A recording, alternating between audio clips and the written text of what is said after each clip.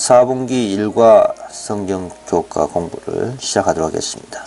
속죄를 위한 우리의 피로입니다.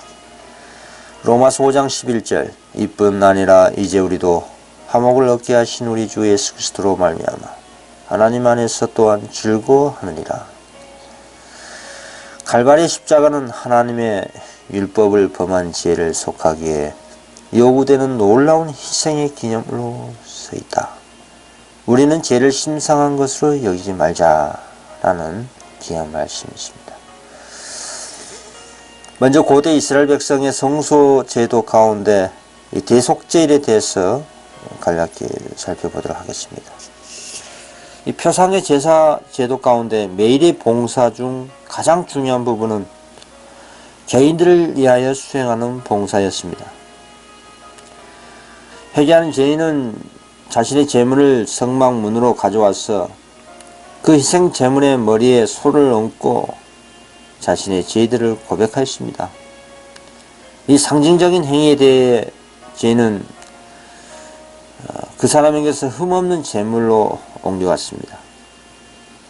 그 죄인은 자신의 손으로 그 짐승을 죽였고 제사장은 그 피를 가지고 성소에 들어가 죄인이 범한 신성한 율법이 들어있는 법궤 앞에 있는 휘장 앞에 뿌렸습니다.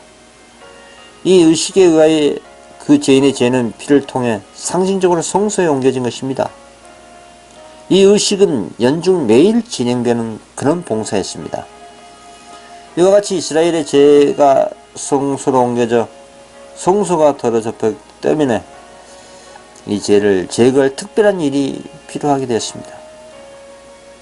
하나님께서는 성소와 지성소의 각 칸을 위하여 속죄하라고 명령하셨고 제단에 대해서도 이스라엘 자손의 부정에서 단을 성결케 할 것이요 라고 하셨습니다. 그리고 1년에 한 번 대속죄일에 대제사장은 성소를 정결케 하기 위하여 지성소에 들어갔습니다. 지성소에서 거행된 이 봉사로 연중 일체의 봉사가 완결된 것입니다.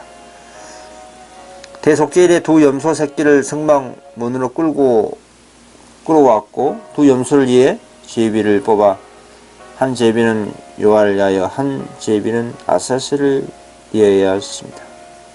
먼저 뽑힌 염소는 백성을 위한 속죄제물로 죽임을 당해야 했습니다. 그리고 대제사장은 그 피를 휘장 안으로 가지고 들어가 속죄소 위에 뿌렸습니다. 이스라엘 자손의 부정과 그 범한 모든 죄를 인하여 지성소를 위하여 속죄하고 또 그들의 부정한 중에 있는 해막을 위하여 그같이 할 것이요 라고 했습니다.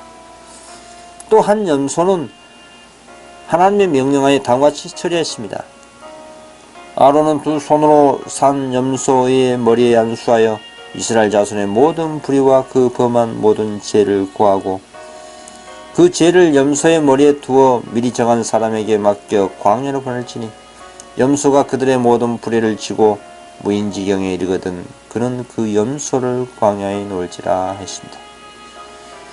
이와 같이 염소가 광야로 끌려가 버려지기 전까지는 백성들은 자신들이 그들의 죄짐에서 벗어난 것으로 여기지 않았습니다.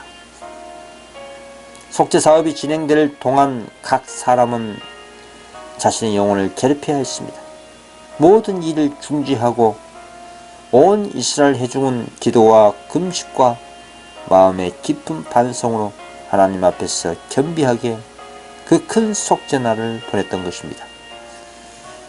이처럼 고대 이스라엘 백성 가운데 실행된 이 표상적 제사 제도에서 엄중했던 대속죄일은 오늘날 실제적인 대속죄를 살고 있는 하나님을 믿노라고 공언한 성도들은 어떠한 태도를 취해야 하겠습니까? 이루 말할 수 없는 하나님께 대한 경건한 두려움과 떨림으로 오늘날 대속죄일에 자신의 모든 죄에 대해 회개하고 자신의 심령을 괴롭히고 돌이켜보는 시간을 가져야 할 것이라는 것을 가르쳐주고 있는 것입니다. 자, 일요일 소재입니다. 완전한 출발입니다. 완전한 출발.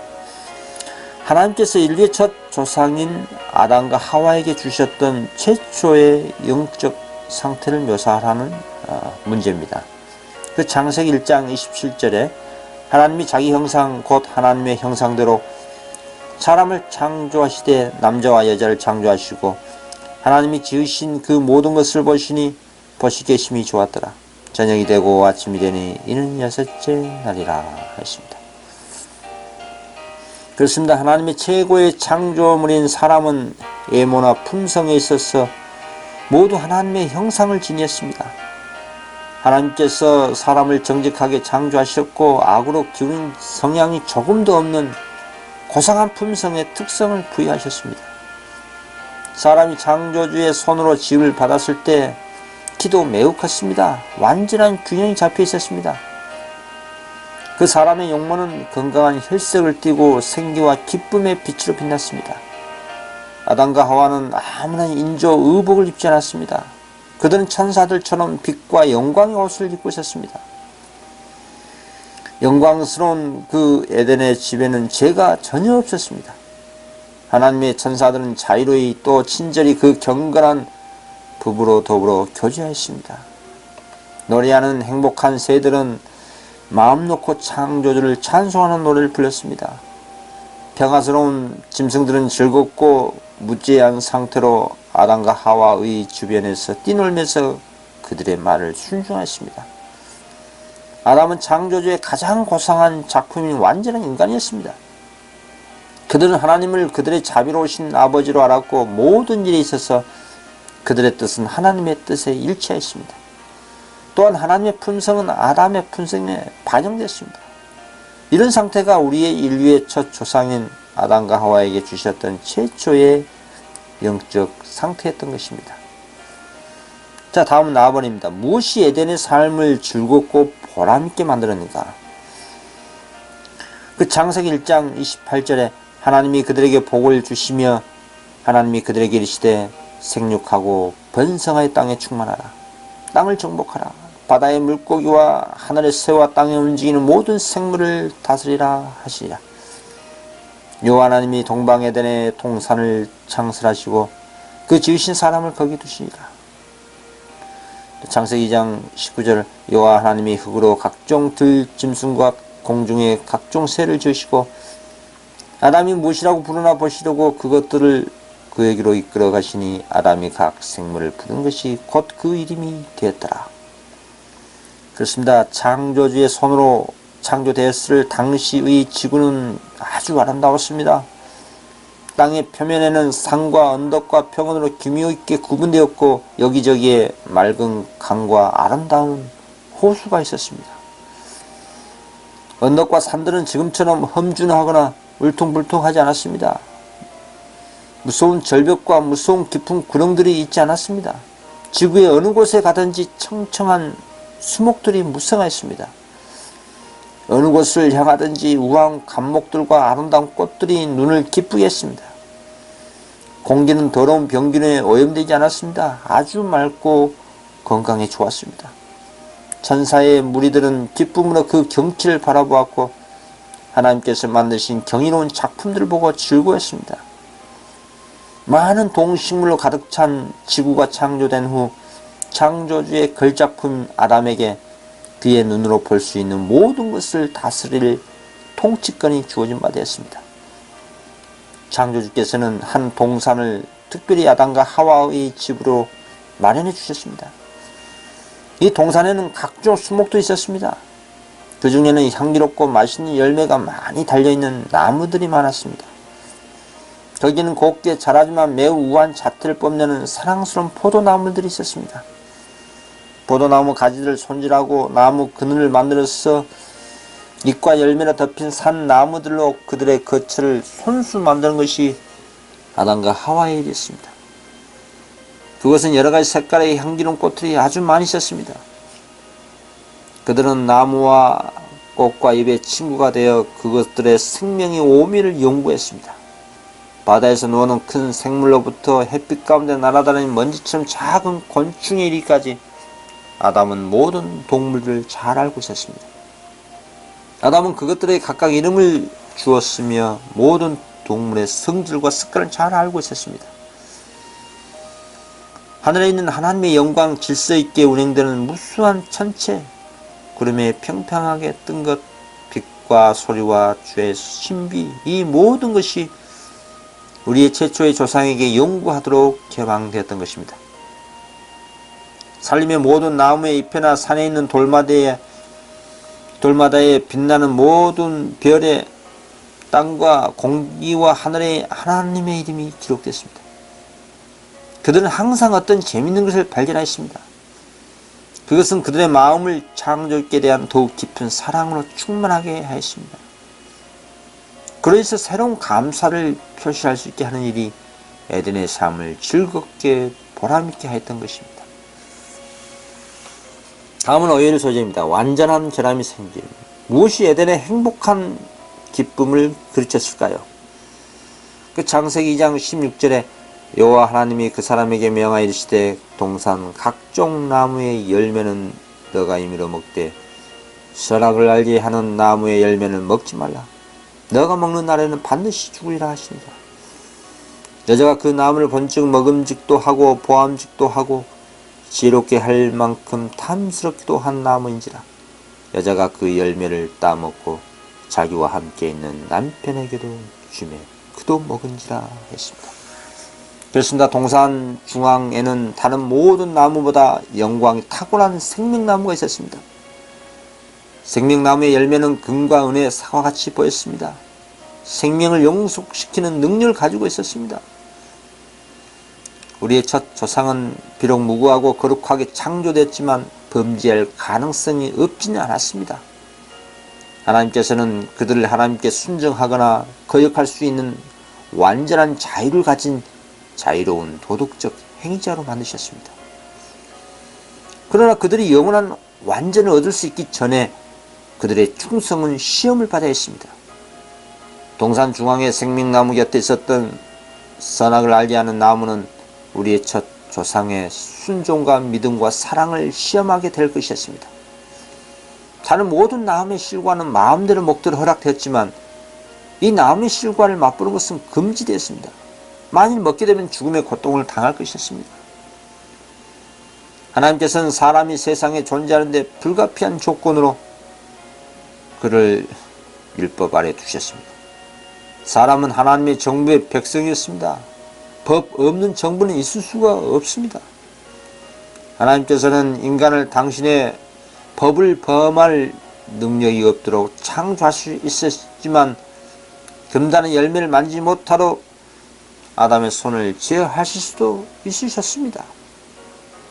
그러나 그렇게 됐을 경우에 사람은 자유로운 도덕적 존재가 아니라 하나의 자동 인형에 불과했을 것입니다. 선택의 자유가 없었다면 아담의 순종은 자원한 순종이 아닌 강요된 복종이 됐을 것입니다. 그리고 더욱더 품성의 개발은 전혀 있을 수 없었을 것이고, 이런 방침은 다른 세계의 주민들을 다스린 데 있어서 하나님께서 가지신 계획과 배치될 것이었습니다. 하나님께서 사람을 정직하게 창조하셨고 악으로 기우는 성향이 조금도 없는 고상한 품성의 특성을 부여하셨습니다. 완전하고 영구적인 순종이 영원한 행복의 조건이었습니다. 이 조건 안에서 아담은 생명나무에 접근할 수 있게 될 것이었습니다. 이 선악과는 하나님께 대한 그들의 순종과 사랑에 시금석으로 삼으신 바 되었습니다. 그러나 결과는 어떻습니까? 결국 아담과 하와는 먹지 말라는 과실을 먹는 작은 일로 인해 사람을 하나님에게서 떠나게 하고 이 세상의 사망과 이루 말할 수 없는 재난의 문이 열게 되었던 것입니다. 자, 다음은 나아버립니다. 이 문제는 우리의 온 세상에 어떤 결과를 주었습니까? 로마서 8장 22절 피조물이 다 이제까지 함께 단식하며 함께 고통을 겪고 있는 것을 우리가 아니라 했습니다. 그렇습니다. 앞에 있는 문제와 연결해서 아담과 하와는 먹지 말라는 과실을 먹는 그 작은 일로 인해서 하나님께서 선언하신 것 같은 무서운 결과가 생길 리는 없이라고 생각했습니다. 그러나 이 작은 일이 하나님의 변할 수 없는 거룩한 법을 범한 것이 또 그것이 사람을 하나님에서 떠나게 하고 이 세상에 사망과 이루 말할 수 없는 재난의 문을 열게 된 것이었습니다. 그래야 여러 시대를 내려오면서 이 땅에서는 비탄의 부르짖음이 그치지 아니하고 창조된 모든 만물이 인류의 불순종의 결과로 인하여 함께 탄식하고 괴로움을 받고 있는 것입니다. 하늘 자체도 사람이 하나님을 반역한 그 영향을 받았습니다. 자, 4번입니다. 인류의 본래 마음을 손상시키기에 들어온 반란의 씨앗과 우리 인류의 경향에 대해 무엇을 깨달아야 할까요? 전도서 7장 29절 나의 깨달은 것이 이것이라 곧 하나님이 사람을 정직하게 지으셨으나 사람은 많은 깨를 낸 것이다. 죄를 범하는 행동마다 그리스도의 은혜를 멸시할 때마다 그 죄의 영향은 우리 인간 각자와 모두에게로 돌아오게 되어 있습니다. 또 그것이 마음을 완강하게 하고 사람의 의지를 약하게 하고 지각을 마비시켜서 사람으로 하여금 하나님의 성령의 간절한 탄원에 응할 생각을 적어지게 할 뿐만 아니라 능력도 없어지게 됩니다. 대다수 사람은 아무 때나 원하는 때에 자신의 악한 길에서 해결할 수 있다는 자기 합리화 생각으로 자신의 불안한 양심을 진정시키고 있지만 사람들은 생각하기를 은혜 성령을 거스른 이후에라도 어떤 최후의 순간에 자신의 걸어오던 잘못된 방향을 고칠 수 있다고 생각합니다. 그러나 그렇지 않습니다. 그러나 이것은 그렇게 쉽게 되는 일이 아닙니다.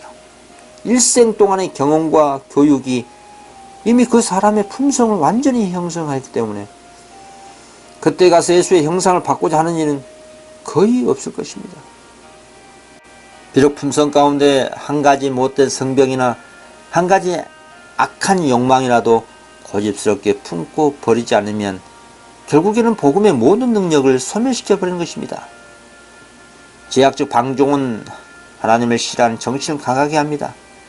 대담하게 불신의 정신을 나타내고 거룩한 진리에 대해 전혀 무관심하는 사람은 그 자신이 심은 바에 수확을 거둘 뿐입니다. 온 성경을 통하여 죄인은 악인은 자기의 악에 걸리며 그 죄의 줄에 매이라는 솔로몬의 말보다 악을 심상하게 보는 데 대한 더 두려운 경고는 없을 것입니다. 자, 다음 하일 소재입니다. 죄 문제. 성경은 지구촌 전체를 통하여 존재하는 이 길을 어떻게 설명하는가라는 문제입니다. 그 요한일서 3장 4절에 죄를 짓는 자마다 불법을 행하나니 죄는 불법이라. 요한일서 1장 8절 만일 우리가 죄가 없다고 말하면 스스로 속이고 또 진리가 우리 속에 있지 아니할 것이요 라는 말씀이 있습니다. 그렇습니다. 죄의 시작과 그 존재 이유는 많은 사람들에게 큰 수수께끼가 되어 있습니다. 사람들은 악의 근본과 그 무서운 결과로 생기는 불행과 파멸을 목격합니다. 그리고 사람들은 무한한 지혜와 능력과 사랑이 무한하신 하나님의 통치 아래 이런 일이 어떻게 존재할 수 있는가 의심도 합니다. 여기에 사람들이 설명할 수 없는 신비가 있습니다. 불신과 의심에 쌓였기 때문에 사람들은 하나님의 말씀 가운데 분명히 나타나 있고 구원의 필수적인 진리에 대하여 눈이 멀어 있습니다. 죄의 존재에 관하여 질문하면서 하나님께서 결코 계시하지 않으신 것까지 알아내고자 노력하는 사람들이 있습니다. 그래서 사람들은 자신들이 가진 어려움을 해결하지 못하는 것입니다. 의심하기를 좋아하는 기질에 의해 행동하는 사람들은 그것을 구실로 성경의 말씀을 거절해버립니다. 그러나 어떤 사람들은 유정과 그릇된 해석이 하나님의 품성과 하나님의 정부의 성격과 하나님께서 죄를 처리하는 언측한 성경의 교훈을 모호하게 만들어버린 까닭에 악에 관한 큰 문제에 대하여 만족하게 이해하지 못하는 것입니다. 죄악의 시작은 그 존재 이유와 마찬가지로 설명할 수가 없습니다. 그러나 죄의 시작과 죄의 최종적인 첩은 악을 처리하는 데 있어서의 하나님의 자비와 공의가 완전히 나타나게 되는 것에 대한 충분히 이해할 수가 있습니다.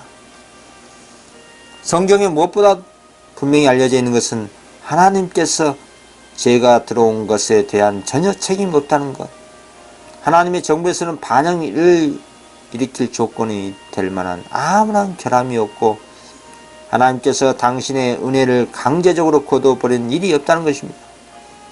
그렇습니다. 죄는 하나의 무단 침자입니다. 죄가 나타나게 된 데는 아무런 이유가 없습니다. 죄는 오묘한 것이고 설명할 수가 없습니다.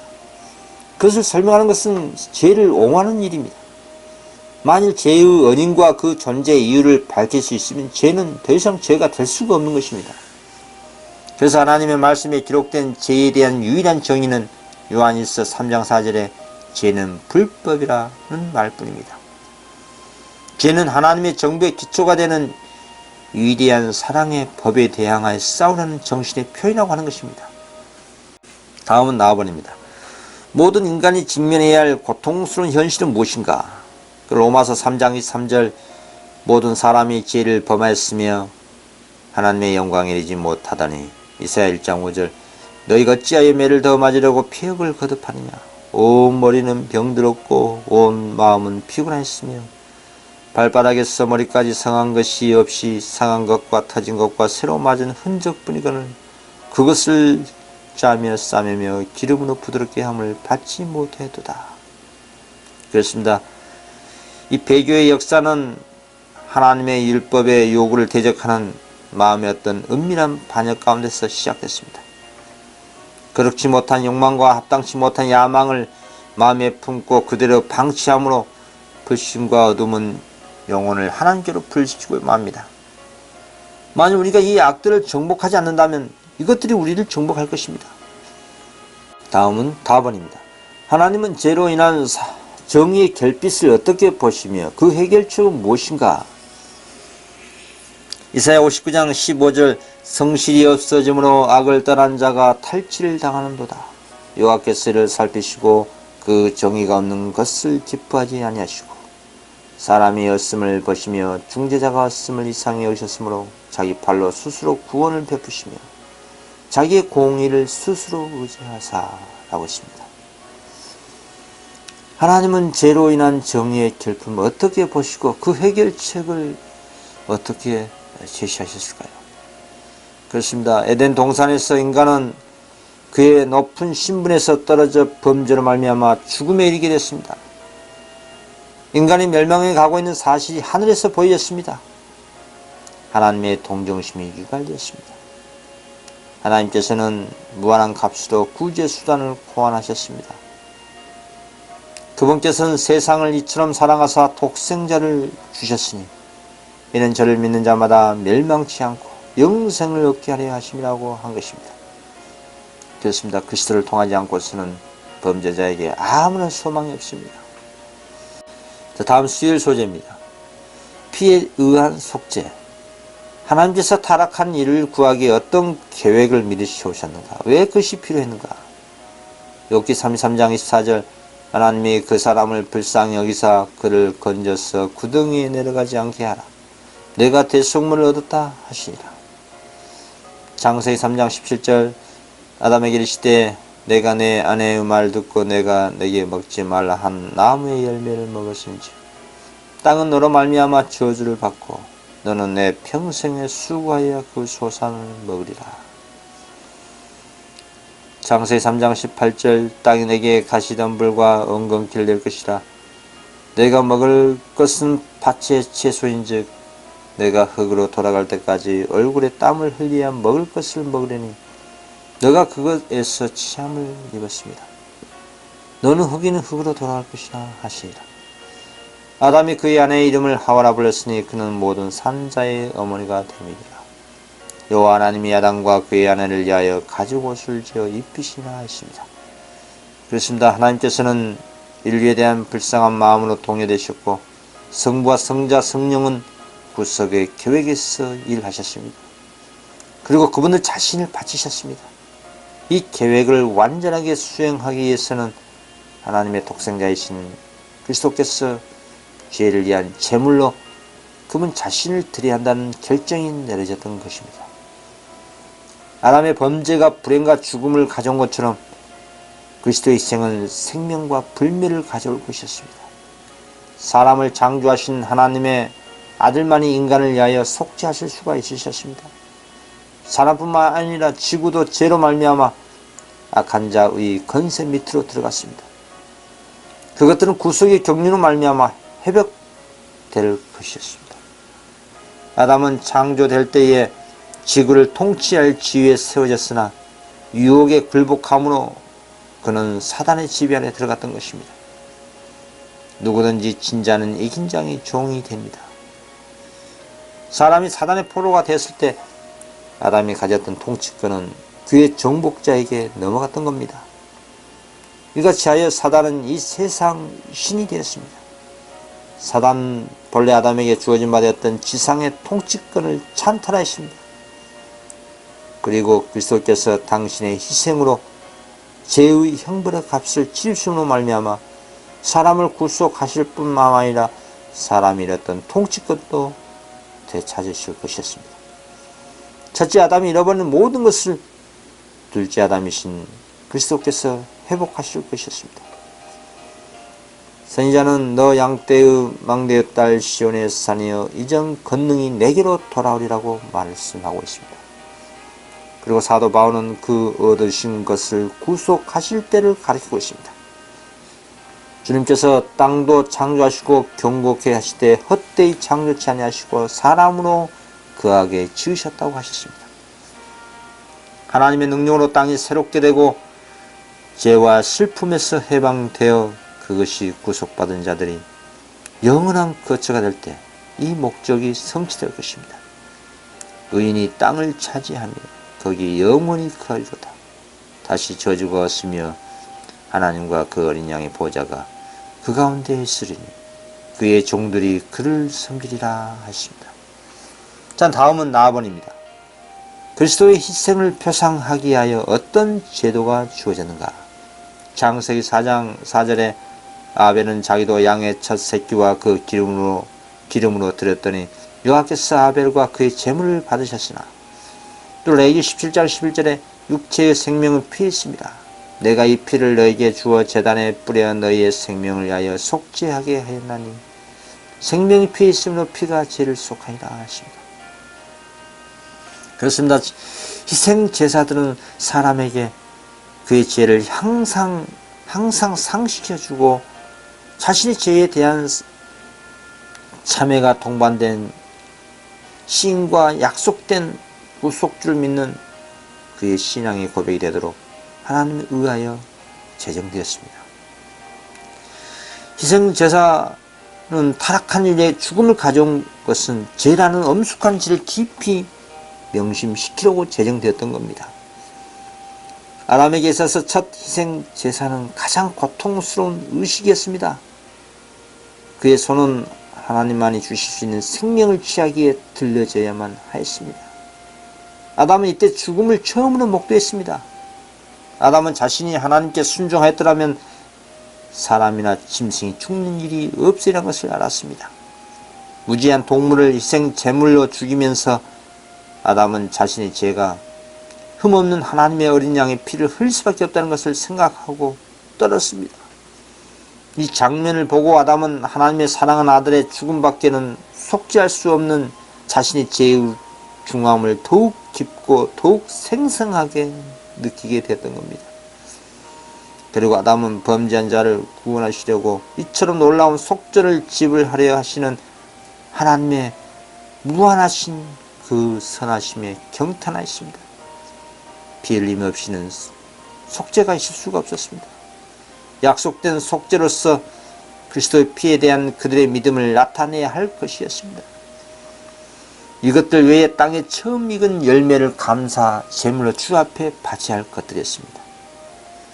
자, 다음 목요일 소재입니다. 하나님의 대비책에 감사함. 우리를 위해 마련된 속죄에 관하여 무엇을 깨달아야 하는가? 우린 그것에 어떻게 응해야 합니까? 히브리서 9장 22절 율법을 따라 거의 모든 물건이 피로써 정결하게 되나니 피 흘림이 없이는 사함이 없니다. 로마서 5장 8절 우리가 아직 죄인 되었을 때에 그리스도께서 우리를 위하여 죽으심으로 하나님께서 우리에 대한 자기의 사랑을 확증하십니다. 그러면 이제 우리가 그의 피로 말미암아 의롭다 하심을 받았으니 더욱 그로 말미암아 진노하심에서 구원을 받을 것이니 곧 우리가 은수되었을 때에 그의 아들의 죽으심으로 말미암아 하나님과 화목하게 되었은즉 화목하게 된 자로서는 더욱 그의 살아나심으로 말미암아 구원을 받을 것이다. 그뿐 아니라 이제 우리로 화목하게 하신 우리 주 예수 그리스도로 말미암아 하나님 안에서 또한 즐거워하니라 하십니다. 그렇습니다. 예수님께서는 우리의 대속 제물이십니다. 우리는 우리 자신을 위하여 대속할 수가 없습니다. 그러나 우리는 믿음으로 이미 이루어진 대속을 받아들일 수 있습니다. 사람이 십자가에 들리신 예수님 바라볼 때는 인간의 죄가 무엇인지 분별하게 됩니다.